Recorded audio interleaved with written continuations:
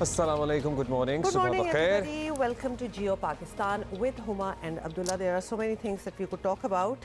But एक बात हमने करनी है कि किसी भी कौम में, किसी भी मुल्क में, किसी भी शहर में, कबीले में, कस्बे में जब इंटेलेक्चुअल लॉस हो रहा होता है ना, तो वो किसी भी लॉस से ज़्यादा भारी और ज़्यादा दर्द देता है, क्योंकि जब आपके अजीम दिमाग या आपके अजीम लोग या दानिश्वर या लिखारी या अदीब इस दुनिया से जाना शुरू हो जाएं, तो लिटरली आप फिर सोचने पे मजबूर होते हैं कि ये खला कैसे पुर होगा।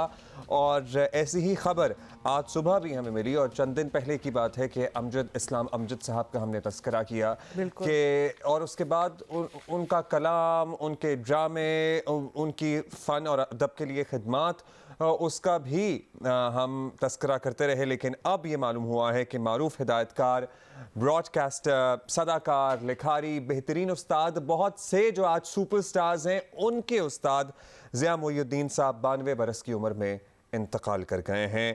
और क्या इन्होंने भरपूर और तवील जिंदगी गुजारी। Actually, to be very honest, अभी हम बात कर ही रहे थे कि this is all we were talking about since morning, जब से खबर मिली। आपको पता है सोशल मीडिया पे तो खबर एकदम से वायरल होती है, तो ट्रिब्यूट्स जो हैं वो they just started coming in। और अब्दुल्ला, अभी जब हम बात कर रहे थे कि कहाँ से शुरू करें, इनका बॉडी ऑफ वर्क, इनकी अकम्पलिशमेंट्स इतनी ब्रॉड बेस्ड हैं।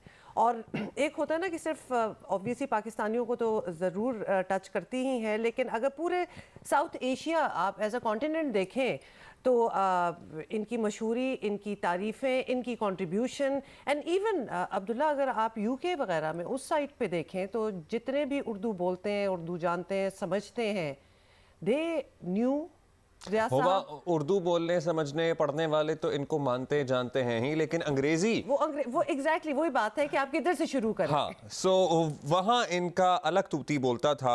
उर्दू शायरी और नसरी तहरीरों को पढ़ने के अंदाज एक मुनफरद इन्होंने उसमें मकाम हासिल किया, माहिराना शान रखते थे जिसकी मिसाल लिटरली मिलना मुश्किल है। और ज़िया मोइनुद्दीन साहब ने रेडियो ऑस्ट्रेलिया से सदाकारी से काम का आगाज़ किया, बहुत अरसे तक बरतानिया में थिएटर के लिए काम किया।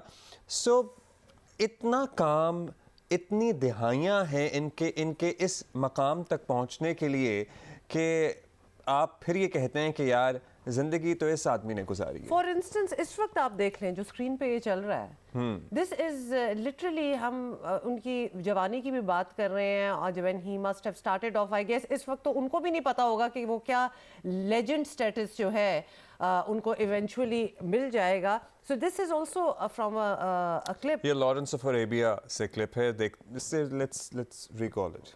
अब्दुल्ला, एक चीज़ जो हम मेंशन करना चाहते हैं, इनकी आवाज़ इतनी कोई डिस्टिंक्टिव आवाज़ है कि अभी तो चलो हम टीवी देख रहे हैं, अगर रेडियो पे कभी आप सुने तो you know exactly nobody else speaks like Zia Moinuddin, तो आपको पता भी चल जाता है फ़ौरन कि ये किसकी आवाज़ है। अच्छा, ये तमाम लोग ऐसे हैं जिनको हमने देखा है, बचपन से सुना है, हम पीटीवी के दौर में बड़े होने वाले लोग हैं या वो नस्ल हैं। और एक चीज़ आइकॉनिक जो आपके जहन पर नक्श रह जाती है ना, बैठ जाती है, मुहर्रम में आशूरा और 9 मुहर्रम को पीटीवी के ऊपर आपको पता है कि शोहदाए करबला के मज़ारात पे एक डॉक्यूमेंट्री चला करती है, और उसकी जो आवाज़ है ना, बिल्कुल वो ज़िया मोइनुद्दीन साहब की है। आपको याद है? आपने बात याद दिलाई है, बिकॉज वो इतनी कैप्टिवेटिंग डॉक्यूमेंट्री है। Of course documentary even if you have watched it 100 times, you would watch it again 101 because the way he has narrated it, और जिस तरह इन्होंने एक्सप्लेन किया, नरेट किया, आप एकदम से उसमें घुस जाते हैं, आप you can not ignore it, और मायल हो जाते हैं आपके, आपने you have to sit and शाम का बाजार और रोज़ा हज़रत अब्बास अलैहिस्सलाम, और पूरी तफसील ज़िया मोइनुद्दीन साहब की आवाज़ में हमारे जहनों में रच बस गई है। सो वो ये जो अभी हम चंद लम्हों पहले गालिबन मनाजर देख रहे थे, ये शेक्सपियर को नरेट कर रहे हैं। लेट्स, हमारे पास सुनते हैं ज़रा आवाज़ है इसकी। जो आप बोल रहे हैं किसी भी ज़बान में फॉर दैट मैटर, वो आपकी आवाज़ में, आपके लहजे में, जिस वर्ड को आप स्ट्रेस दे रहे हैं, ये एक वर्ड्स के साथ, आवाज़ के साथ एक्टिंग ही आप इसको परफॉर्मेंस ही कहें, अमेजिंग। अभी हम मजीद इतनी चीज़ें आपको दिखा सकते हैं, सुना सकते हैं, because again the body of work is massive. Moin Akhtar साहब को इन्होंने पहली बार जब इंट्रोड्यूस कराया था, ये वो क्लिप है। अभी इससे पहले हम नरेशन देख रहे थे, मतलब आप सोचिए कि वो क्लिप एक स्टूडेंट को, एक पूरी क्लास को पढ़ाने समझाने के लिए काफ़ी है कि किस तरह से अपनी आवाज़ के ज़रिए एक पूरा मंजर आप क्रिएट कर सकते हैं, शेक्सपियर वाला जो हम देख रहे थे। सो आज इनकी बाद नमाज ज़ोहर डिफेंस फ़ेज़ 4 में इमाम बारगाह यस्रब में इनकी नमाज जनाजा अदा की जाएगी। I am sure everybody has watched his work, so if you want to participate you certainly can. And कौन है जो इनके काम का या इनका मद्दाह नहीं है, मतलब कौन है? मेरा ख्याल है कि एक स्टेज होती है, एक आप किसी के फ़ैन होते हैं, एक आप होते हैं किसी को मानना शुरू कर देते हैं। एक बेंच मार्क वो आदमी ऐसा सेट कर देता है किसी भी इंडस्ट्री, किसी भी फील्ड में, कि आप कहते हैं नहीं, इसका तो मद्दाह होना भी गुस्ताखी है, इसके तो हम मुरीद ही रहेंगे बन के। So true. और बाय द वे, चूंकि हम मतलब बड़ी रिच इनकी ज़िंदगी थी, यानी passed away at the grand age जिसको कहते हैं ना ऑफ 92, जहाँ आपने सब कुछ कर लिया हो, तो लिहाजा he also touched people from a lot of generations. हमको बहुत पीछे हमें शायद जाने की ज़रूरत भी नहीं है, because there are so many students जो कि जब भी आए हैं, जिस दौर में भी आए हैं, उनको बताया भी गया, सिखाया भी गया है कि this is where you start from. तो लिहाजा बहुत जनरेशंस जो हैं, मेरा ख्याल है कि वो मुतासिर हुई हैं। उनका काम डॉक्यूमेंट बहुत सारा जियो ने भी किया, जियो न्यूज़ का बड़ी कंट्रीब्यूशन है। सो वो भी लिटरली आने वाली नस्लों के लिए एक, जैसे कहते हैं ना, एक किताब, एक इंस्टीट्यूट, एक इट शुड बी कंपाइल्ड, एक एसेट की हैसियत रखती इट है। Should be compiled. और मेरा ख्याल है कि अब वो वक्त है कि जब शायद ये सब कुछ कंपाइल होके और एक मजमूई एक फॉर्म में आएगा, easier to go through it as well. हम कोशिश कर रहे हैं कि ज़िया मोहिउद्दीन साहब के किसी करीबी साथी से बात की जाए, और जैसा ही हमारा we will- राब्ता होगा हम बिल्कुल। उनसे ज़रूर बात करेंगे, और ज़िया साहब को ट्रिब्यूट सर्टनली देने का सिलसिला जारी रहेगा जियो न्यूज़ पर, जियो पाकिस्तान में। अभी कुछ आपको अपडेट हमने करना है और बताना हमने आपको ये कि पाकिस्तान और IMF के दरमियान कर्ज प्रोग्राम की बहाली के लिए आज से ऑनलाइन मुज़ाकरात शुरू होंगे। अल्लाह करे कि अब कोई हतमी चीज़ सामने आ जाए, स्टाफ लेवल एग्रीमेंट तक बात पहुंच जाए। 170 अरब रुपए के नए टैक्सेस लगाकर 200 अरब से ज़्यादा इजाफे के लिए मिनी बजट की तैयारियां हो रही हैं, जिसकी वजह से महंगाई 35% जा सकती है। बिजली, गैस, पेट्रोल, डीजल, ट्रांसपोर्ट किराए, खाने पीने की ज़रूरी अशिया समेत हर चीज़ की कीमत बढ़ेगी। महंगाई का मुंह जोर सैलाब लोगों की बची कुची कुव्वत ख़रीद भी बहाकर ले जाएगा। बिजली का तो नाम सुनते ही झटके लगेंगे बाय द वे। और पहले AC चलाने पर खौफ आता था, अब यूनिट 40 रुपए तक गया तो पंखा भी करंट मारेगा। और यू माइट थिंक कि हम मजाक कर रहे हैं, कुछ इस किस्म की चीज़ें नहीं हो रही हैं, बट आपको पता ही है कि जिस तरह प्राइसेस ऊपर जा रही हैं और लगता है कि जाएंगी, तो यही लगता है कि होगा। वो इमरान खान जो कभी कहा करते थे वो आलू प्याज के रेट देखने नहीं आए, अब तो हर चीज़ की लिस्ट उनके हाथ में होती है, तो उनको बड़ी अच्छी तरह पता चल ही जाएगा कि क्या हो रहा है। बड़ा अच्छा लगा कि आवाम के मसाइल से जुड़ने की कोशिश कर रहे हैं इमरान खान साहब, लेकिन ये वही खान साहब हैं जब कुर्सी पर बराजमान थे तो बरमला कहते थे कि मैं आटे, प्याज, टमाटर का भाव मालूम करने या उसको कंट्रोल करने के लिए इक़्तिदार में नहीं आया हूँ। और ये अभी एक कंपैरिजन कर रहे थे कि हमारे दौर में क्या था और अब क्या है। सर्टनली महंगाई का एक तूफ़ान है जिसने आवाम को तंग किया हुआ है, लेकिन इमरान खान साहब आप ही के दौर में खाने के तेल की कीमतें ट्रिपल हो गई थीं, तो कंपैरिजन करने वाले आपसे पहले दौर से कंपैरिजन शुरू करके आपके दौर पे ख़त्म भी कर सकते हैं, लेकिन अब चूंकि आप बरसर इख्तिदार नहीं हैं तो you have all the right to compare. वैसे ये आयरनी है, क्योंकि नंबर 1 ये आटे दाल का भाव, ये चीज़ें ही सबसे ज़्यादा मैटर करती हैं नंबर 1 आवाम को। दूसरा ये कि एक चीज़ होती है जिसके बारे में बिल्कुल जी इग्नोर करना है कि ये वाला नहीं मेरा ज़्यादा इंपॉर्टेंट काम है, वो चीज़ उठ के मुंह पे आ जाए। This is all Awam can think about right now, because literally खाने पीने के जब आपको लाले पड़ जाए ना, तो उसके बाद क्या मुल्क किधर जा रहा है और क्या हो रहा है, कौन बैठा हुआ है इक़्तिदार में, ये सारी सेकेंडरी चीज़ें हो जाती हैं। This is the primary thing. अच्छा जी, वज़ीर ख़जाना इसहाक़ डार साहब दावा कर रहे हैं कि महंगाई के खौफनाक साए आम आदमी पर नहीं पड़ेंगे। कैसे? वो कोई कौन सा कवर लेके, कवच लेके, ब्लैंकेट लेके बैठेगा जो साए नहीं पड़ेंगे? वैसे आपको किसने कहा है कि ऑलरेडी वो साए पड़ नहीं रहे हैं, इस पे काले साए? ये कोई नहीं बता रहा कि क्या इनके पास गीदड़ सिंगी है जिससे ये रोकेंगे इस मामले को। 170 अरब के जो फिस्कल वेयर्स हमें टैक्सेस लगाने होंगे, और हमारी हत्तुल इम्कान यही कोशिश है कि कोई ऐसा टैक्स ना लगे जो कि डायरेक्टली गरीब, इनडायरेक्ट तो असर होता है लेकिन डायरेक्टली किसी भी आम कॉमन आदमी के ऊपर बोझ ना बने या उसके ऊपर उसका असर ना हो। हम जो अनटारगेटेड सब्सिडीज हैं उसको हम मिनिमाइज करें। जनाब, आपने सुन लिया, और इसाक डार साहब पहले भी कुछ कहते रहे हैं लेकिन हुआ बिल्कुल उलट है। आई वंडर कि मुस्लिम लीग नून को इनको वापस लाने का एक्सपेरिमेंट, इसकी क्या कीमत चुकानी पड़ती है आने वाले अच्छा दिनों जी, में? रहनुमा मुस्लिम लीग नून तलाल चौधरी हमारे साथ हैं, उनसे भी पता कर लेते हैं कि उनके क्या ख्यालात हैं कि क्या होने वाला है। तलाल चौधरी साहब, आपको पता ही है हर चीज़ पर टैक्स लग रहा है, खौफनाक किस्म का मिनी बजट जो है हमने सुना है कि वो आ रहा है, और इस पर डार साहब फरमा रहे हैं कि आम आदमी पर बोझ नहीं पड़ेगा, मतलब मज़ीद कोई ज़रूरत है किसी चीज़ की तो कैसे मुमकिन है कि वो ऐसी स्टेटमेंट भी कर सकें? ये गैर हकीकी दावे छोड़ क्यों नहीं देते, मतलब क्यों करते हैं इस किस्म की बातें? बिस्मिल्लाहिर्रहमानिर्रहीम। देखिए, इसहाक डार साहब और मौजूदा हुकूमत किसी न किसी तरह पाकिस्तान के जो गरीब लोग हैं उनको बचाना चाह रही है कि वो मजीद महंगाई का शिकार ना हो, उस मुआहदे की वजह से जो इमरान खान ने किया है। ये इमरान खान का किया हुआ मुआहदा है जिसमें हमारे हाथ और हमारे पांव बंधे हुए हैं।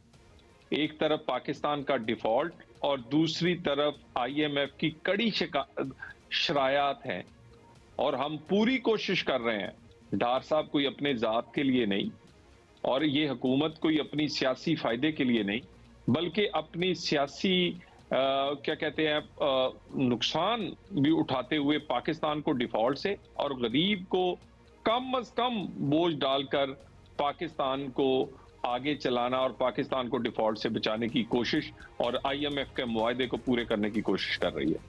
सोहेल साहब, एक तरफ IMF की डील के लिए सरतोड़ कोशिशें हो रही हैं, हुकूमत आवाम का कीमा बना रही है, और तरजीह ये है बाय द वे कि शेख रशीद को पकड़ लो, इसको फलां को पकड़ लो, शौकत तरीन को पकड़ लो। इस तरह आप लोगों के ज़ाती वेंडेटास तो सेटल हो जाएंगे, स्कोर भी आप बराबर कर लेंगे, गुस्सा भी शायद आप लोगों का ठंडा हो जाए। आवाम को क्या रिलीफ मिलेगा?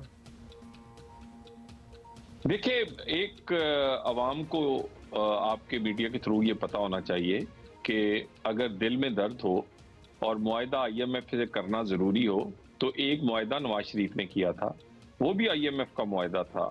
उससे बिजली बनी, उससे सड़कें भी बनी, उससे बिजली के कारखाने भी लगे, मगर उससे गरीब का आटा 1 रुपया नहीं बढ़ा, चीनी 1 चवन्नी नहीं बढ़ी, और घी जो है वो 98 नहीं बढ़ा, घी 140 का रहा, आटा 35 का रहा, चीनी 50 से 55 की रही। और एक मुआहदा इमरान खान ने किया है जिसमें हर चीज और पाकिस्तान की गरीब का चूल्हा बंद किया गया है, पाकिस्तान के गरीब की रोटी भी गिरवी रखी गई है। सिर्फ पाकिस्तान नहीं, ये इमरान खान का मुआहदा है जिसके नतीजे में ये महंगाई हो रही है। वरना अगर हमने मुआहदा किया होता तो हमने तो 2013 में मुआहदा भी करके दिखाया और ऐसा मुआहदा भी करके दिखाया कि जिससे गरीब का चूल्हा बंद ना हो और पाकिस्तान की इकोनॉमी भी चले। चलिए ठीक है, अब फाइनली ये भी बता दें कि तलाल साहब के जो माशी हालात हैं और जो सियासी हालात हैं उनमें फ्रेश अवामी मैंडेट बहुत फ़र्क डाल सकता है, और इसका हल वही है जो इमरान खान भी बता रहे हैं। इलेक्शन अप्रैल मई में हो या चले सितंबर अक्टूबर में अगर आप कह दें तो आपको सियासी नुकसान तो होना ही है, फिर क्या हर्ज है कि जल्द इलेक्शन करा लें? देखिए, हम तो माशाल्लाह से नहीं डरे और हम इलेक्शन से क्या डरेंगे। हम तो इमरान खान की ना मुशर्रफ की गोद में बैठे हैं और ना हम सिलेक्टेड हैं। जो सिलेक्ट होते रहे हैं वो इलेक्शन से डरते हैं, हम तो इलेक्ट होते आए हैं। नवाज शरीफ 3 दफा इलेक्ट हुआ है और हम इलेक्ट ही होना चाहते हैं, मगर ऐसा इंतखाब जो इमरान खान की ख्वाहिश पूरी करे वो नहीं जरूरत पाकिस्तान की। वो इंतखाब की जरूरत है जो पाकिस्तान की जरूरत पूरी करे, जो पाकिस्तान को इस्तेकाम दे, ना कि उनकी मर्जी से जब चाहे वो जब चाहे तब इंतखाब हो, वो जब चाहे असेंबली चले, वो जब चाहे तोड़ दी जाए, वो जब चाहे पाकिस्तान की मईशत पर वार करें, जो वो जब चाहे पाकिस्तान की सालमियत पे वार करें, और सिर्फ इसलिए कि उनकी सियासत या उनके इक्तदार की कुर्सी छिनी है। सो हम ऐसा इंतखाब लड़ने को तैयार हैं जो पाकिस्तान को इस्तेकाम बख्शे, जो फेयर एंड फ्री हो, जिसमें रूल्स ऑफ गेम तय हो, जिसमें तमाम जमातें उसके रिजल्ट्स को तस्लीम करें। और क्या पाकिस्तान जो कि 3 महीने की एक हुकूमत, निगरान हुकूमत का मुतहम्मिल नहीं हो सकता, और उस पाकिस्तान में बाई पार्ट्स 1.5 साल 1 साल इलेक्शंस होते रहे। अगर पाकिस्तान इसका मुतहम्मिल होता है तो हम इसके लिए भी तैयार हैं, मगर इंतखाब वो होना चाहिए जो पाकिस्तान की ज़रूरत है, इंतखाब वो नहीं होना चाहिए जो इमरान खान की ख्वाहिश है। चलें जी, लेट्स सी क्या होता है। कुछ अदालती फैसले भी सामने हैं, आप लोगों की मजबूरियां भी आप आवाम के सामने रख रहे हैं कि मुतहम्मिल नहीं हो सकता, मौशी हालात ऐसे नहीं हैं, सिक्योरिटी हालात ऐसे नहीं हैं। Let's see how things unfold. अभी हमें ज़रा इन तमाम मामलात से डाइवर्जन चाहिए। हमें पता है कि हमारी ज़िंदगी में बहुत मसाइल हैं और मसाइल का एक और सैलाब हमारे दरवाजे पर दस्तक दे रहा है, लेकिन चंद लम्हों के लिए लिटरली हम उस स्टेज, वैसे तो हम कहते हैं कि वो शुतुरमुर्ग की तरह आपको रेत में सर नहीं दबाना चाहिए, लेकिन हम चंद लम्हों के लिए अपनी निगाह दूसरी तरफ करके सिर्फ PSL देखना चाहते हैं। तो लिहाजा आज वो दिन आ गया है जिसका इंतज़ार था, और आज PSL जो है वो बाकायदगी से शुरू होगा, 8th एडिशन। और आज ओपनिंग सेरेमनी भी होगी और पहला मैच भी होगा, जिस पे हमने ज़रा तफसीली बात करनी है, लेकिन एक ब्रेक भी लेनी है by the way. See you in a while. Good morning.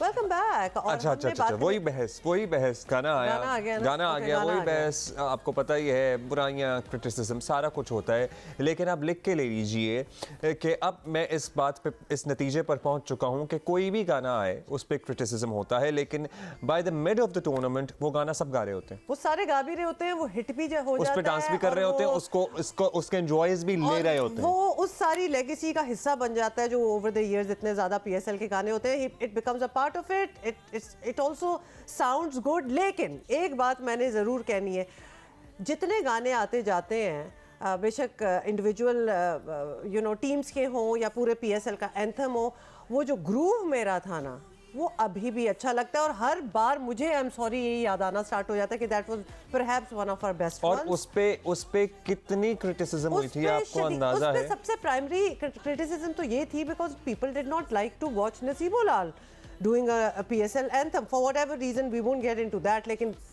बिल्कुल वही कसूर था और कोई प्रॉब्लम नहीं किसी को में थी। मुझे तो खैर वो भी प्रॉब्लम बिल्कुल नहीं, बल्कि if anything it made it very big. So उसमें आयमा भी थी, यंगस्टर्स भी थे, लेकिन अभी भी अली जफर वाला वो जो था ना, सीटी बजेगी, वो तो एक, हाँ, वो एक आइकॉनिक था और वो पहली दफा सुन के भी अच्छा लगा था। और बाकी सारे गाने, पिछली दफा वाला आई गेस आतिफ असलम और आयमा थी ना, सो वो भी अच्छा ही था। और शुरू में उस पर भी क्रिटिसिज्म हुआ था, उसको पता है, मैं उस नौजवान से रिलेट करता हूँ जो अल्टीमेटली हमारे जियो पाकिस्तान में भी आया था, जो स्टेडियम में खड़े होकर डांस नहीं कर रहा था, आपको याद है वो लड़का? HBL PSL 8 की रंगारंग तकरीब होगी आज मुल्तान में, और स्टेडियम में सजावट से सिक्योरिटी तक तमाम तैयारियां मुकम्मल की जा चुकी हैं। लाहौर कलंदर का स्क्वाड जुमे की शब ही मुल्तान पहुंच गया था। प्रैक्टिस के दौरान शाहीन शाह अफरीदी पूरी कुव्वत से गेंदे कराते हुए नजर आए। मुल्तान सुल्तान को आज पिछले साल के फाइनल का हिसाब भी चुकाना है, कलंदर्स को दिफाई चैंपियन होने का एजाज निभाना है, और आज इफ्तिताही तकरीब के मौके पर लाहौर कलंदर्स और मुल्तान स्टेडियम में पुलिस के शोहदा को खिराज अकीदत भी पेश करेंगे। लाहौर कलंदर ने पुलिस शोहदा के 50 बच्चों को मैच के लिए भी मदऊ किया है, और पुलिस शोहदा के बच्चे इमरान खान एनक्लोजर में मैच देखेंगे। How lovely. मतलब ये सारी, ये PSL की खूबसूरती ये है कि साथ साथ बहुत सी चीज़ें जो हैं मच मोर देन क्रिकेट वो चल रही होती हैं। बट आपने कहा शाहीन शाह का आपने जिक्र किया, ज़ोरों शोर से अपने स्क्वाड को लेकर निकलेंगे। Obviously he is leading the Lahore Qalandar squad, he always does.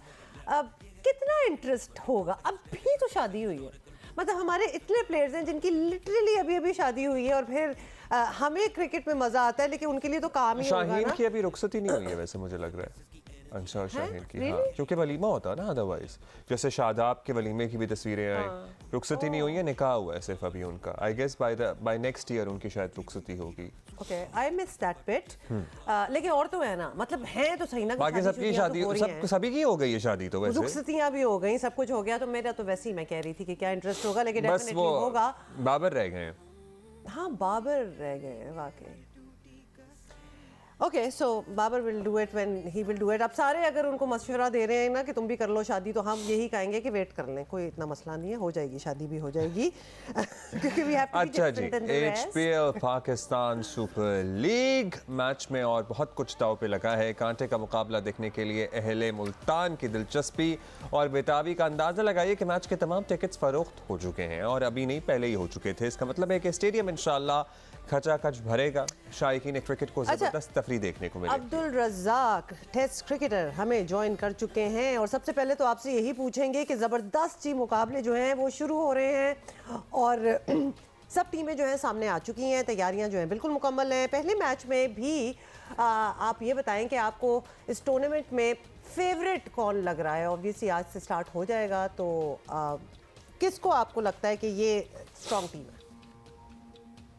देखिए, अगर PSL की बात करते हैं तो 8वां एडिशन है और अवेयरनेस इतनी आ चुकी हुई है हर टीम्स को, हर टीम ने अपना एक कॉम्बिनेशन बनाया हुआ है, बॉलिंग हो, बैटिंग हो, फील्डिंग हो।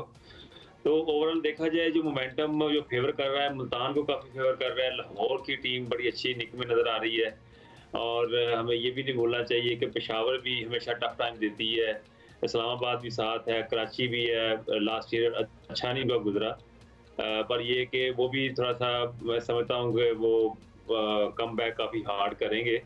और कॉम्बिनेशन की बात है, परफॉर्मेंस की बात है, ऑन द डे जो टीम परफॉर्म करती है वो मैच जीतती है। अच्छा, आज के मुकाबले की बात कर लेते हैं। शाहीन की कलंदर है और रिजवान के सुल्तान है। फास्ट बॉलिंग लाहौर वालों की बड़ी मशहूर है, मुल्तान के टॉप ऑर्डर की बड़ी तारीफ़ें हैं। इन दोनों में से आपकी फेवरेट टीम कौन सी है? देखिए, ओवरऑल देखा जाए पहला मैच होगा और एनर्जी लेवल बड़ा अच्छा होगा। जो लाहौर लास्ट टाइम जीती है, डिफेंडिंग चैंपियन है, तो उसके चांसेस काफ़ी ज़्यादा अच्छे हैं।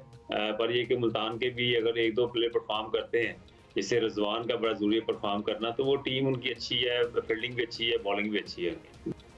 अच्छा, अब बात कर लेते हैं मुल्तान की पिच की। ये बताएं कि मुल्तान की पिच और ये स्टेडियम भी जो है ये पाकिस्तान के दीगर इलाकों से काफ़ी अलग भी है, मुख्तलिफ भी है और आजकल आपको पता है कि मौसम जो है वो ना रिवायती वाला गर्म है, ना इतनी अभी कोई ठंड भी नहीं रही, तो दरमियाना सा ही चल रहा है। तो क्या पहले बैटिंग करने वाली टीम को एडवांटेज देखते हैं आप या बॉलिंग बेहतर रहेगी? क्या सजेस्ट क्या करें? देखिए, ओवरऑल जो भी टीम टॉस जीतेगी वो पहले बॉलिंग प्रेफर करेगी और ये T20 ऐसा फॉर्मेट है, इसमें आपको अंदाज़ा नहीं होता कि इस पिच पे कितना स्कोर डिफेंड आप कर सकते हैं। तो इसलिए ज़्यादा टीमें टॉस जीत के पहले प्रेफर करती हैं कि पहले वो बॉलिंग कर लें, तो उनको एक आइडिया भी हो जाता है। अगर एफर्ट करते हैं तो टीम 150 के अंदर आउट होती है तो उनके लिए बोनस है। अगर वो 200 भी करती है तो फिर भी उनके पास एक अपॉर्चुनिटी होती है कि अगर वो कर सकते हैं तो हम भी कर सकते हैं। थैंक यू रज़ाक भाई, thank you for being with us. Let's see क्या होता है। पहला मैच है, एनर्जी लेवल सर्टेनली हाई होगा। कराची किंग्स के कप्तान इमाद वसीम अब हमारे साथ मौजूद है, उनसे ज़रा बात करेंगे। Thank you Imad. Imad, HBA PSL का नया सीज़न है, सब टीमों की तैयारी ज़बरदस्त है, बड़ा जोशो खरोश भी है। दीगर कप्तानों की तरह आई एम श्योर कि आप भी यही उम्मीद लगाए बैठे होंगे कि ये कप आपका होगा, तो आप बताइएगा कि किस चीज़ पर फोकस है, क्या आपकी प्लानिंग रहेगी इस टूर्नामेंट में? जी बिल्कुल यही समझते हैं कि हमारी टीम कैपेबल है। हमारी टीम में बहुत मैच विनर्स हैं और एक यूनिट बन के खेलेंगे और कोशिश करेंगे कि डीप जाए टूर्नामेंट में और अच्छी क्रिकेट खेलने को शायकीन देखें हमारे। ज़बरदस्त, बहुत पॉजिटिव आप लग रहे हैं। ये बताएं कि आपकी टीम में ज़बरदस्त किस्म के स्टार्स जो हैं वो मौजूद हैं और सबके सब मैच विनर्स ही हैं, लेकिन बतौर कप्तान आपको अपने कुछ लड़कों में अलग जो है वो स्पार्क नज़र आ रहा होगा। तो आपकी नज़र में वो 2-3 कौन है, नाम लेना हम चाहते हैं कि आप नाम लें कि जो कि इस बार सबको सरप्राइज़ करेंगे और आपका बड़ा फेथ है कि इनकी सलाहियत है, ये आगे लेके चलेंगे।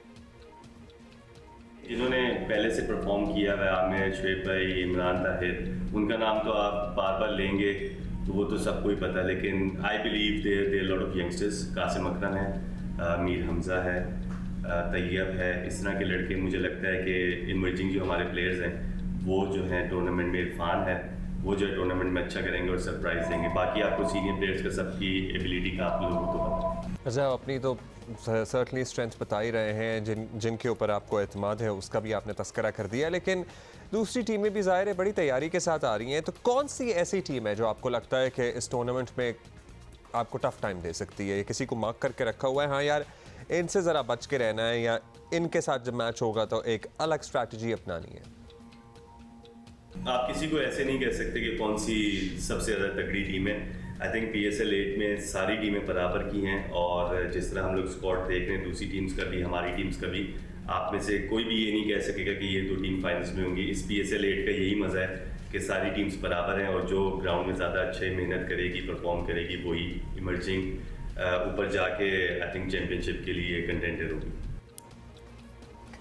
बहुत शुक्रिया। Thank you, Iman, and good luck. Welcome back, good morning once again. पता है ना सबको कि आज से HBL PSL 8 का बाकायदा आगाज़ होगा। आज मुल्तान में होगी इसकी ओपनिंग सेरेमनी, और हम इसलिए भी बार बार इसकी बात करना चाहेंगे क्योंकि इस वक्त जो मुल्क के हालात हैं, इकोनॉमिक कंडीशन हमारी और अनसर्टेनिटी जो हमारे इर्द गिर्द है, पॉलिटिकल अनसर्टेनिटी भी ले लें और साथ ही मेजरली इकोनॉमिक क्राइसिस, ना गिनवाएं, हमें पता है वी आर लिविंग इट, और महंगाई का तूफान, उससे हमें थोड़ी देर के लिए डाइवर्जन चाहिए यार। थोड़ी देर के लिए ही होगी, लेकिन हम कुछ दिन के लिए अपने गम, अपनी टेंशनें भूलना चाहते हैं। भूल तो नहीं पाते। बहुत से लोग हैं वो कह रहे हैं भाई जब सामने चीज़ पड़ी है, पता ही है कि ये सब कुछ हमारे सर पे चीज़ें फट ही रही हैं, तो क्या डाइवर्जन नहीं जी, सॉरी, जीने के लिए डाइवर्जन चाहिए होती है। बिकॉज बाकी भी तो दिन में मुश्किलात से बहुत सी चीज़ें करके हैंडल कर ही रहे हैं ना ज़िंदगी। अगर शाम को कोई मैच हो जाए 2-3 घंटे के लिए थोड़ा सा आपका दिमाग कहीं और किसी और जगह लग जाए, कोई बुराई नहीं है। It just gives you more energy to wake up in the morning and then do the struggle again, और फिर शाम को मैच का इंतजार करने के लिए you look forward to something. Exactly, और स्ट्रगल तो माशाल्लाह हमारी जिंदगी के साथ जुड़ गया है, तो वो तो चल ही रहा है। लेकिन we are very excited about, we have an amazing lineup of guests. पिछले घंटे में हमने आपकी मुलाकात कराई है इमाद से, और अभी हमारे साथ मौजूद हैं क्वेटा ग्लैडिएटर्स के कप्तान सरफराज अहमद। थैंक यू सरफराज, आपने हमें वक्त दिया। बताइएगा, HBL PSL का नया सीजन शुरू है, सब टीमें यही बता रही हैं कि तैयारी तो उनकी बड़ी ज़बरदस्त है, जोश व खरोश भी है, दीगर कप्तानों की तरह। आई एम श्योर आप भी ये समझते होंगे कि इस बार कप आपका होगा। क्या प्लस पॉइंट्स देखते हैं अपनी टीम के आप?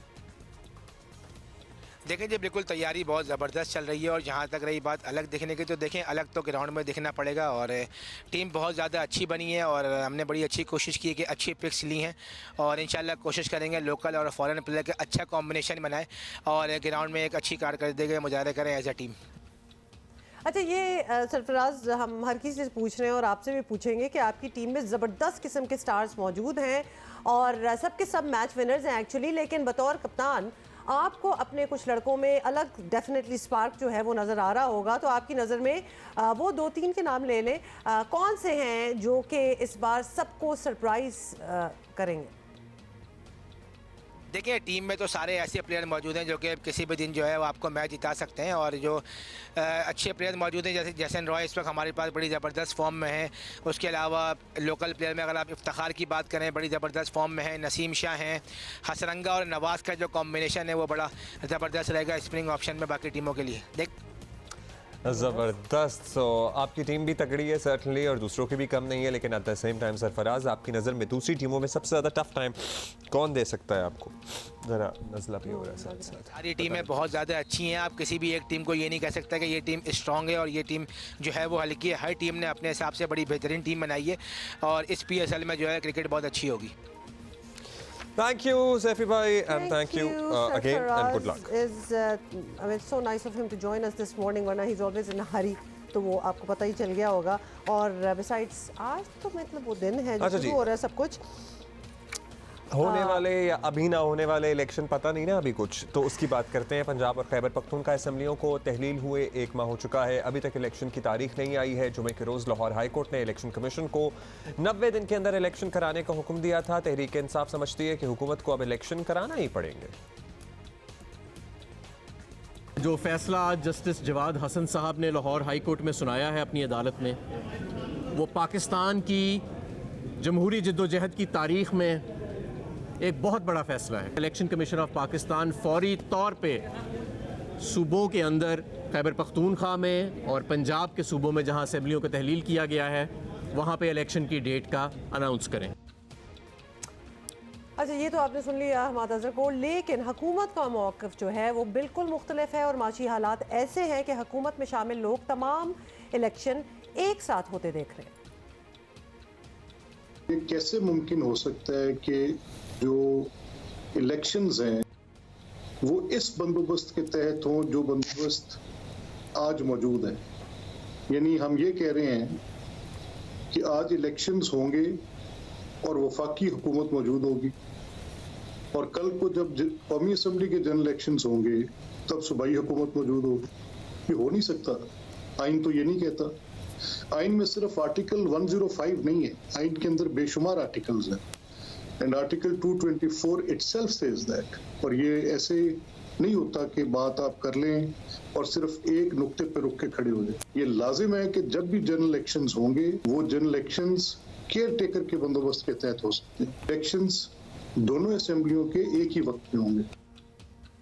जैसे हमारी यहाँ आपको पता है इन्फ्लुएंस तो होती हैं चीज़ें और लोग भी, बड़ा मुश्किल हो जाएगा कि अगर वफाक में हुकूमत मौजूद है और सूबों में जनरल इलेक्शंस हो रहे हैं तो इल्ज़ाम तो ये भी लग सकता है कि भाई वफाक की हुकूमत इन्फ्लुएंस करने की कोशिश कर रही है क्योंकि वहाँ तो हुकूमत है, और अगर सूबों में हुकूमत है और वफाक के जनरल इलेक्शंस हो रहे हैं और सर्टनली पोलिंग सूबों में ही होनी है तो वहाँ भी इन्फ्लुएंस के बहुत ज़्यादा चांसेस मौजूद हैं। तो बड़ी खिचड़ी सी पक सकती है, चांसेस तो हैं। कुछ भी एक्चुअली हो तो सकता है, लेकिन आगे देखेंगे क्या होगा। उधर इमरान खान साहब जल्द इलेक्शन के लिए मुसलसल दबाव बढ़ा रहे हैं। कल भी उन्होंने खबरदार किया कि बर वक्त इलेक्शन नहीं हुए तो आर्टिकल 6 लगेगा। अच्छा, अब लग कुछ ऐसा रहा है कि सूबाई असम्बलियों से पहले कौमी असम्बली की खाली नशिस्तों पर ज़िमनी इलेक्शन फिर 19 मार्च को होगा, फिर आम इंतखाबात होंगे। ये तो तय था कि 2023 इलेक्शन का साल है, मगर सारा साल ही इलेक्शन चलते रहेंगे। मतलब nobody was actually expecting that और इवन होपिंग फॉर दैट। हम ज़रा समझने की कोशिश करते हैं। साबिक सेक्रेटरी इलेक्शन कमीशन कमर दिलशाद साहब हमारे साथ मौजूद हैं। शुक्रिया कमर साहब। कमर साहब, अभी कराची के बल्दियाती इंतखाबात हुए, अभी दर्जनों ज़िमनी इंतखाबात होने हैं, फिर 2 सूबाई असम्बलियों के इसके बाद इलेक्शन की बात की जा रही है और फिर उसके बाद जनरल इलेक्शन। तो लगता है कि पूरा साल इलेक्शन ही होते रहेंगे। क्या इलेक्शन कमीशन ये सब कराने की अहलियत और वसाइल रखता है?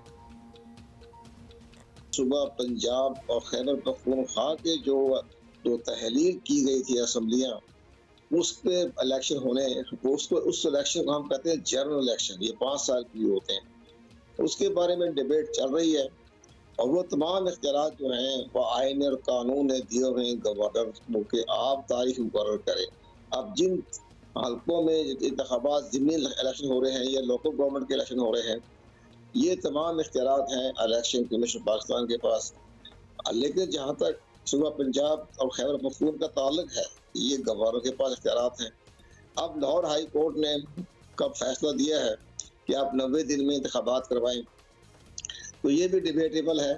लाहौर हाई कोर्ट का सिंगल बेंच का फैसला है। सिंगल बेंच के फैसले को इंट्रा कोर्ट अपील भी हो सकती है और सुप्रीम कोर्ट में भी अपील दायर की जा सकती है कि चूंकि लाहौर हाई कोर्ट के का जो फैसला है वो आइन से मुतसादम है, क्योंकि आइन का आर्टिकल जो है 105 उसमें इख्तियारात गवर्नर के पास दिए गए और इसी तरह इलेक्शन कमीशन पाकिस्तान के पास इख्तियारात है आइन के आर्टिकल 218 और 219।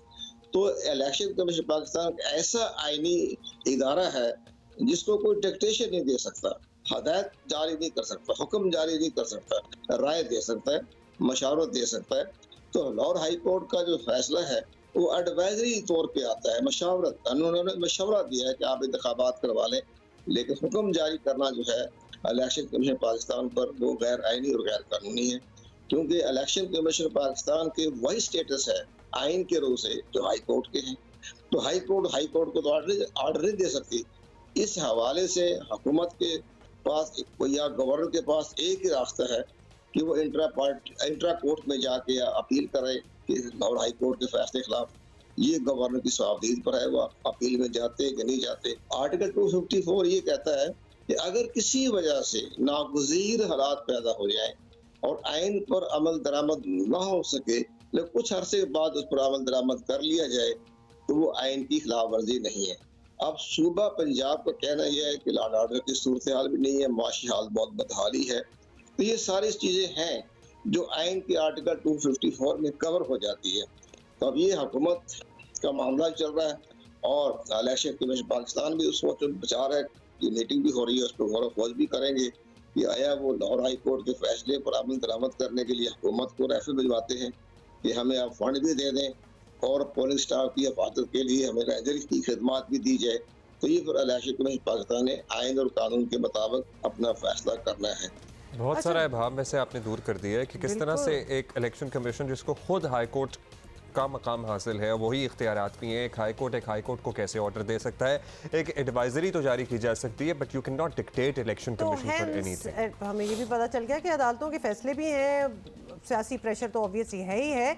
इलेक्शन कमीशन ये सब सामने रख कर इलेक्शन की तरफ जाता है तो इसे हुकूमत की मुकम्मल सपोर्ट चाहिए। तो फंडिंग में भी, सिक्योरिटी और ऑब्वियसली दीगर इंतजामात हैं उनमें भी, आपको लगता है कि इस वक्त हुकूमत ऐसी पोजीशन में है या उनकी नीयत है ऐसी सपोर्ट मुहैया करने की? इलेक्शन तो करवाना आइन की जिम्मेदारी है, लेकिन आइन ने ही दरमियान में बहुत सी ऐसी बातें पैदा कर रखी हैं जिनकी बना पर इलेक्शन कमीशन भी मजबूर है और गवर्नर पंजाब भी मजबूर है, खैबर पख्तूनख्वा मंजूर है कि जब तक नई डिजिटल मरदमशुमारी के तहत हल्का बंदी नहीं हो जाती तो वो इलेक्शन गैर आईनी और गैर कानूनी तस्वर की जाएंगे। इसलिए इलेक्शन पाकिस्तान जो है इस बारे में सोच विचार में है। तो इसलिए इन हालात में देखा जाए तो पंजाब में अब खैर पख्तूनख्वा में इंतखाबात नहीं हो सकते। अच्छा कंवर साहब, लास्टली ये बता दें कि अब अदालती फैसले हैं, आईनी रिक्वायरमेंट भी है कि इलेक्शन कराए जाएं, रिक्वायरमेंट ये भी है कि नए इलेक्शन नई हल्का बंदियों के तहत हों, जिसका आपने अभी तस्करा किया। तो वो वाला प्रोसेस तो इस साल के स्केड्यूल में होता लग नहीं रहा है, तो क्या फिर नई हल्का बंदियाँ कुछ सालों के लिए मौखर करना पड़ेंगी? क्या होगा हल्का बंदियों का और सेंसेस और इस सारे मामले का? नई हल्का बंदी के हवाले से तो ये तो बाकायदा एक आईनी इदारा है, मुश्तरका मफादात कौंसिल, जिस पर वज़ीर आज़म इमरान खान साहब ने उन्होंने दस्तखत किए हैं। चारों सूबाई वज़ीर आला के दस्तखत हैं कि पहले डिजिटल मरदमशुमारी की जाएगी, इसके बाद हल्का बंदियों के तब इंतखाबात होंगे। और सबसे बड़ी अहम बात है कि आइन का आर्टिकल 51 में लिखा हुआ है कि जो 2018 में इंतखाबात हुए थे ये अबूरी मरदमशुमारी की रिपोर्ट पे हुए थे, और आइंदा जब इंतखाबात किए जाएंगे तो वो 7वीं जो मरदमशुमारी होगी उसकी रोशनी में हल्का बंदी की जाएगी। तो ये सबसे बड़ी ऐनी रुकावट है जो आपके डिजिटल मरदमशुमारी। और इसके बाद अगर इन हालात में इंतखाबात करवाए गए तो सुप्रीम कोर्ट पाकिस्तान में चैलेंज हो जाएंगे और गैर आनी और गैर कानूनी तस्वर की जाएंगी। ऑल राइट, बहुत शुक्रिया आपका। सो डिजिटल मरदमशुमारी भी ज़रूरी है और उसके बाद हल्का बंदियाँ ज़रूरी हैं, और मुश्तरका मफादात कौंसिल में सब कुछ तय हो चुका है। लेट्स सी क्या होता है। सो जिसे कहते हैं ना, एक आग का दरिया है और डूब कर जाना है, इतना आसान नहीं है कि लाहौर हाई कोर्ट का सिंगल बेंच का एक फ़ैसला आ गया और उसके बाद इलेक्शन फ़ौरन हो सकते हैं। उसमें बहुत सारे इशूज़ हैं जो आईनी तकाज़े भी हैं, जो पूरे होना है इलेक्शन से पहले ज़रूरी हैं। अच्छा, अब मुझे थोड़ी सी हंसी आ गई, आपने जो मुहावरा यूज़ किया है ना अभी, दोबारा से प्लीज। एक आग का दरिया है और डूब के जाना है। जो पाकिस्तान है ना वो आग का दरिया ही है और हम सब डूब के ही जा रहे हैं, और हम डूबे हुए हैं बीच में और डूब के गुजर रहे हैं। मतलब इसमें अगर आपको इस एग्जाम्पल से गुस्सा तो आई होप ना चढ़ा हो, बट रियलिटी है, what can we do? We know hundreds and thousands of people who are leaving the country right now, हमें पता है। और उसके अलावा जो नहीं छोड़ के गए वो मतलब इंतजार में हैं कि लेकिन वो कल मुझे एक मिला दोस्त, ब्रो बहुत हालात ख़राब हो गए, I am leaving the country. तो मैंने कहा when did you apply for immigration? कहता है 2021। तो मैंने कहा उस वक्त तो तुम्हारे फेवरेट हालात थे, why did you apply for the immigration back then? I guess क्योंकि अब वो एतबार नहीं रहता ना कि कल को कुछ भी हो सकता है, तो ऑप्शन जो है वो हमेशा रखो। Abdullah, lot of people are already वीज़े शीज़े लगवा के मेरी बात सुने, फिर आज के हालात को जिम्मेदार ना ठहराएं, क्योंकि आपके फेवरेट जब हालात थे आप सब ने इमिग्रेशन के लिए तब अप्लाई किया हुआ था। Your intention that you intended to leave anyway, हालात अच्छे हो या बुरे हो दैट्स अनदर स्टोरी, लेकिन इस वक्त तो हालात माशाल्लाह सामने अच्छा जी, अभी हम आपको बता दें कि इंटरबैंक में डॉलर का भाव 28 पैसे कम हो गए, 269 रुपए का हो गया है। ठीक है, 269। Thank you. ओके, सो ये 69, 79, 89 ना, ये बड़ी मुश्किल होती है उर्दू गिनती इनकी। सो मैंने कुछ इसके कुछ 69 हाँ क्लूज रखे हुए जिससे हमें याद रखना पड़ता है। 70 से राइट बिहाइंड, हाँ राइमिंग भी है ना। हाँ 70, हाँ 69, 70 और 79, 89 होता है 79, 80। अच्छा, यू डू रियलाइज हम डॉलर की, अच्छा सॉरी वहाँ पे नहीं पहुँचे। अच्छा जी, और 79 के बाद आती है 89, यानी कि ग्रैंड डॉटर। Exactly. हाँ, that's a good way to वहाँ से ही मैंने अल्लाह remember it. कसम मैंने वहाँ से इसको बहुत से लोग जोड़ एक्चुअली के रखा हुआ है और यार। ये इसी तरह ही याद रखते हैं। मैंने इतनी भी कोशिश नहीं की, बट एनीवे आपको पता चल गया कि डॉलर थोड़ा सा अभी नीचे आगे आ हम गया। बढ़ेंगे, ट्रिब्यूट देना है Tribute. हमने, और भाई जदीद उर्दू शायरी के सबसे बड़े शायर, इस सदी के भी सबसे बड़े शायर फैज़ अहमद फैज़ का 112वां यौम पैदाइश है। सियालकोट के नज़दीकी शहर नारोवाल में पैदा हुए। नक्श फरियादी, दस्ते सबा, जिंदा नामा, शहर यारां, मेरे दिल मेरे मुसाफिर समेत कई मारूफ मजमूए कलाम हैं इनके। और 84 में ये वफात पा गए, लेकिन ऐसा लगता है कि he is still around. Kalam soon, He is very much still around. Around की आप बात कर रहे हैं ना, लेट्स हियर हिम। अच्छा, एक अच्छे शायर का कलाम जो होता है, ऑब्वियसली बहुत से लोग उनको एक नगमे के तौर पे और गाते हैं, उसका भी इम्पैक्ट होता है, लेकिन जब वो शायर खुद नरेट करता है ना अपनी शायरी, दैट्स अ डिफरेंट। कलाम शायर बज़ुबान शायर। बिल्कुल, वो खैर, इकबाल बानो साहिबा की आवाज़, फैज़ का एक खूबसूरत कलाम। मेरा फैज़ साहब को भी कई गुलकारों ने गाया। मेरा फेवरेट दौर जब नैयरा साहिबा की आवाज़ में उनका कलाम अभी जो आता हमने था सुना दिया ना, वो यू कैन था। नॉट पिक अ फेवरेट, ये जो हो गया है ना इस वक्त।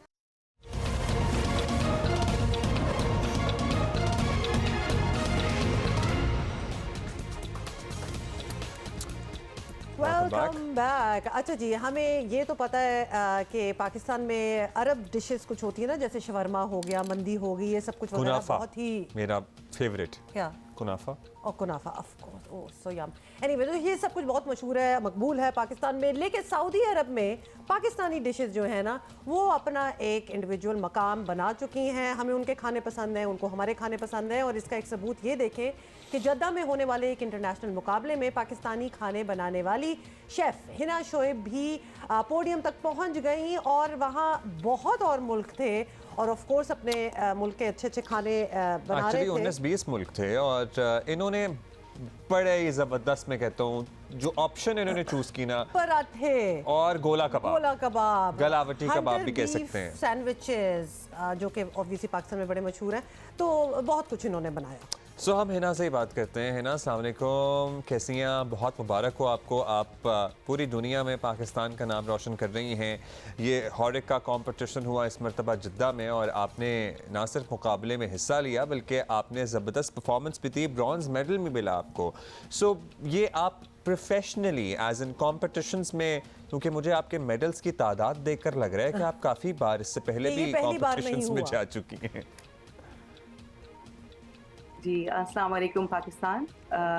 शुक्रिया जियो टीम मुझे कवरेज देने का, और अल्हम्दुलिल्लाह अल्लाह ताला का करम है कि उसने मुझे एक चांस दिया कि मैं अपने मुल्क के लिए कुछ कर सकूं माशाल्लाह। तो लास्ट ईयर भी मैंने पार्टिसिपेट किया था इंटरनेशनल लेवल पे फूड एक्स में, तो 2 कैटेगरीज में मैंने पार्टिसिपेट किया था, माशाल्लाह वहाँ पे भी मैंने ब्रॉन्ज मेडल लिए थे दोनों ही कैटेगरीज में। और इस साल माशाल्लाह मैंने अभी हॉरेका हुआ था रिसेंट लास्ट वीक, तो वहाँ पे भी मैंने 2 कैटेगरीज में पार्टिसिपेट किया था, और माशाल्लाह दोनों में ही पाकिस्तान के लिए 2 मैंने सिक्योर करे मेडल्स। ज़बरदस्त है ना। और हम वैसे ही खाने के बड़े शौकीन हैं, तो हमें बड़ा अच्छा लगता है कि कोई इस किस्म के कॉम्पिटिशन्स हों, एंड ऑफ कोर्स आप जीती हैं, which also means you are better than the rest. ये बताइएगा कि आपका ये शौक है या आपने प्रोफेशनली खाना बनाना सीखा है? थोड़ी सी अपनी बैकग्राउंड ज़रूर दीजिए। जी, खाना बनाने का समझें कि एक जुनून की हद तक जो है वो मुझे शौक़ है, और ये शौक़ समझ लीजिए कि बचपन में जो है वो मेरा इंस्टीट्यूट, अगर आप कहेंगी, मैं वैसे कोई क्वालिफाइड शेफ़ नहीं हूँ, लेकिन मेरा इंस्टीट्यूट मेरी मदर थी, जो कि हमें बताया करती थी या हम उन्हें देखते थे, तो वहाँ से समझे कि एक स्टोरी क्रिएट होती है कि हम कुछ सीखते हैं और करते हैं। उसके बाद शादी के बाद जो है वो ससुराल में भी माशाल्लाह सब ने मुझे जो है वो बहुत अप्रिशिएट किया, तो और मेरे हस्बैंड ने माशाल्लाह, तो मेरे खाने सबको बहुत पसंद आते हैं। तो इस तरह बस समझे कि जर्नी होती रही, और फिर सारे यहाँ पे जद्दा में फ्रेंड्स ने, और आपको पता है कोविड में क्या सबके पेंडेमिक में हालात थे, बिल्कुल बिल्कुल, तो घरों में खाने ही बने हैं वैसे। उस वक्त में मेरी फ्रेंड्स वगैरह ने मुझे बहुत पुश किया कि तुबा आप बहुत अच्छे जो है वो खाने होते हैं, तस्वीरें देख देख के जो है ना वो हम लोग को ग्रुप में जो है बहुत क्रेविंग होने लगती है रात के वक्त। तो फिर उस फिर हम लोगों ने ये प्लान आउट किया कि थोड़ी सी मैंने केटरिंग शुरू करी। तो माशाल्लाह यहाँ पे जो है पाकिस्तानी हमारे जो कुजीन थे, देखा जाए तो लोग भूल चुके थे कि ये हमारे पाकिस्तान कुजीन है, क्योंकि आपको पता है फास्ट फूड का इतना ज़्यादा जो है वो इमेज हम सब बच्चों पे और बड़ों पे बन चुका है।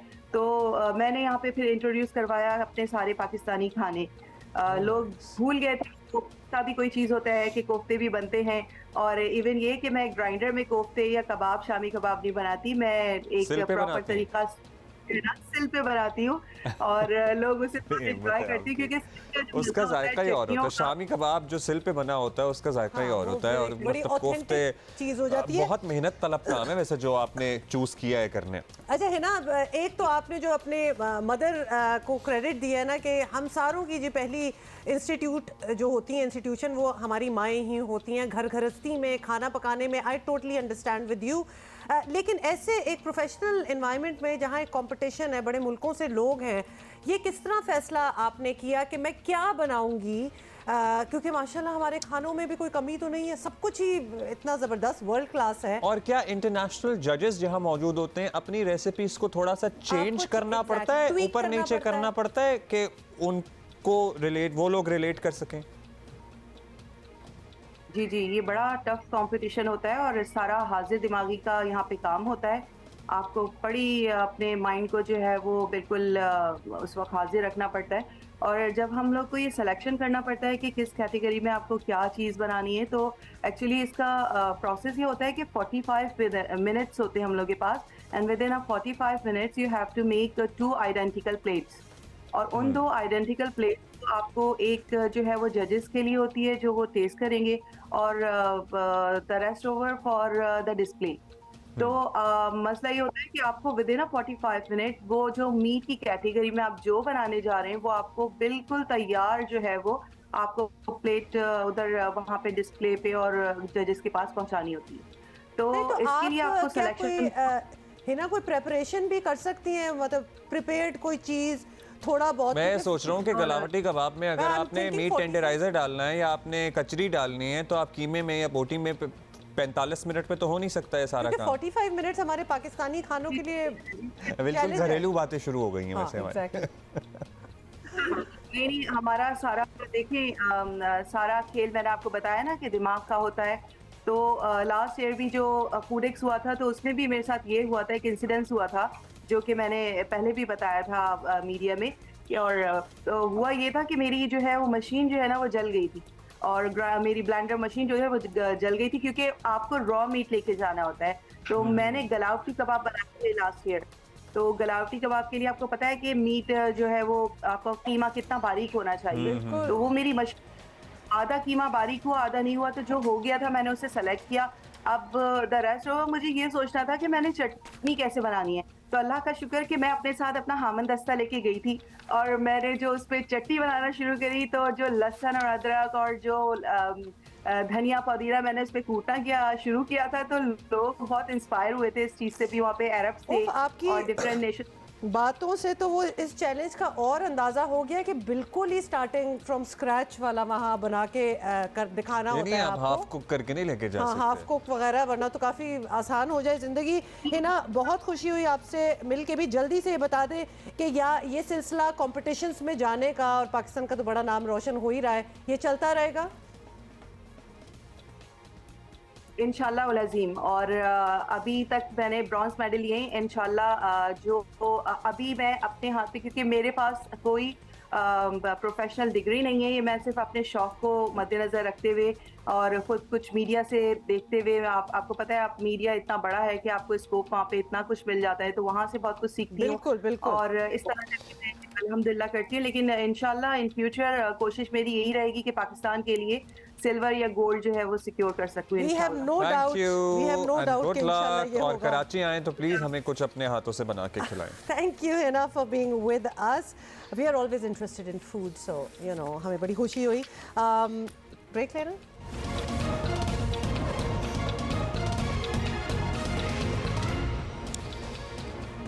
भाई कल तक पेट्रोल के लिए खार फिरते अवाम, अब आटे के लिए मारे मारे फिर रहे हैं। महकमा खुराक और फ्लावर मिल्स मालिकान में तनाज़े की सज़ा अवाम को मिल रही है। पंजाब के कई शहरों में अवाम कल सस्ते आटे के लिए परेशान फिरते रहे। फ्लावर मिल्स मालिकान का मौक़िफ़ है कि महकमा खुराक पंजाब ने सस्ती गंदम की तरसील बंद कर दी है। कोटा ना मिला तो आज से मिल्स बंद कर देंगे।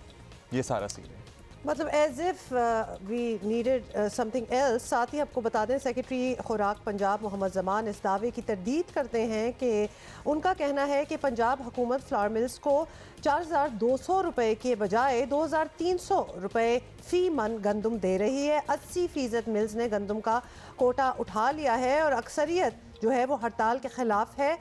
सूबे में मामूल के मुताबिक आटे की फराहमी जारी है और उन्होंने वाज़े किया कि कोटा गबन करने में मुलव्वस मिल्स के खिलाफ कार्रवाई होगी। और एक अंदाजे के मुताबिक आपको बताएं, सिर्फ लाहौर में मिल्स यौमिया 30 करोड़ रुपए से ज़ायद सब्सिडी वसूल कर रहे हैं।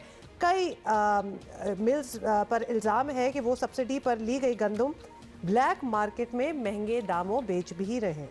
इसी पे बात करते हैं। Punjab chairman Punjab flour mills association Iftikhar Mattu sahab हमारे साथ मौजूद हैं। इफ्तिखार साहब शुक्रिया, आपने वक्त दिया। इफ्तिखार साहब, पहले तो ये बता दें कि आखिर प्रॉब्लम कहाँ से शुरू हुई, शिकायत क्या है आपको, फ्लावर मिल्स क्यों बंद कर रहे हैं आप या धमकी दे रहे हैं बंद करने की? काम रूटीन में चल रहा था। अब नए सेक्रेटरी आए हैं कुछ 2 वीक पहले, उन्होंने आते ही पहले दिन ही खुद, आज तक हिस्ट्री में कोई सेक्रेटरी फ्लोर मिलों को विजिट करने के लिए नहीं गया। पहले दिन उन्होंने 13 फ्लोर मिल्स बंद कर दी। हमें कोई इतराज नहीं है, फ्लोर मिलों की चेकिंग पर कतन कोई इतराज नहीं है, लेकिन टारगेटेड नहीं होनी चाहिए।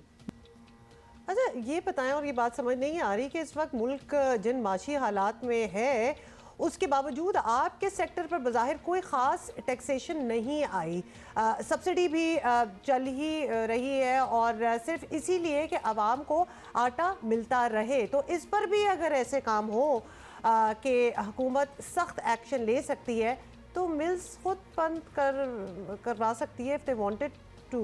इसके लिए तैयार है, मतलब खुद ही आपस में क्यों नहीं कोई समझौता कर लेते आप लोग? नहीं देखें, हमारा जो है ना फ्लोर मिलिंग इंडस्ट्री, ये जो है ये चूंकि आटे को बेसिक नेसेसिटी है, टैक्सेशन इस पर उस तरह बहुत ज्यादा ना सेल टैक्स है, बाकी चीजें नहीं, टैक्सेस से हमारा कोई इशू नहीं है। जो वैसे हमारा टैक्स है वो हम दे रहे हैं।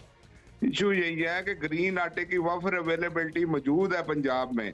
इस वक्त पकड़ तकड़ समझ से बालातर है कि क्यों FIRs दी जा रही हैं, मिलों को पकड़ा जा रहा है, पैनिक क्रिएट की जा रही है। हमारा ख्याल है कि ये पैनिक क्रिएट करने से और लाइनें लगाने से मसाइल बढ़ेंगे, कम नहीं होंगे। होप कुछ समझ में आ जाए कि क्यों ये कार्रवाई हो रही है आप लोगों की भी, क्योंकि जाहिर है ऐसे ही तो कुछ भी शुरू नहीं हो जाता। लेकिन इफ्तिखार साहब लास्टली ये बता दें, अब जाहिर है मसाइल आपके भी हैं, हुकूमत के लिए भी, आप जो चाहते हैं तमाम मुतालबात मान लेना मुश्किल होगा, तो कोई बीच की राह निकल सकती है ताकि आवाम खार ना हो?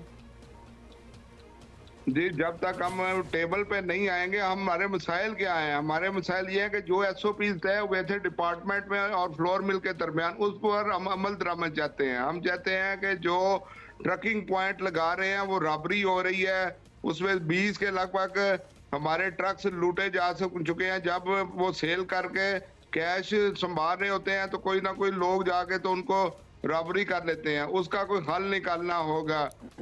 हमारा थैंक यू, शुक्रिया आपका इफ्तिखार साहब। आई होप के मसला हल हो जाए, आवाम खार ना हो। आज HPL PSL सीजन 8 की इफ्तिताही तकरीब है। We all gonna watch it together and we will see you tomorrow. See you.